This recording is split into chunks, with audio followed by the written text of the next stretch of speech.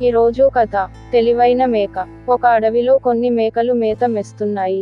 పక్కనే కాలువ పారుతూ ఉంది. కాలువ అటువైపు పచ్చటి గడ్డి ఒక మేకకు కనిపించింది. ఆ గడ్డిని తినాలంటే కాలువ దాటాలి.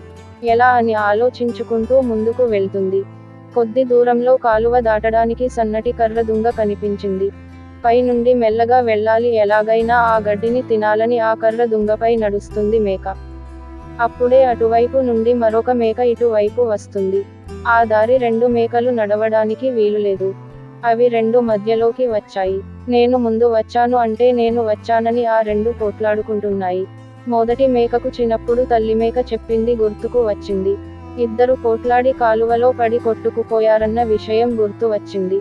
వెంటనే మొదటి మేక రెండవ మేకతో, ఇద్దరం పోట్లాడితే కాలువలో పడి నీటిలో కొట్టుకుపోతాం.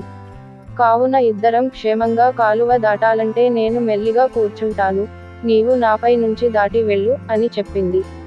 రెండవ మేక సరేనని మేకపై నుండి దూకి వెళ్ళింది.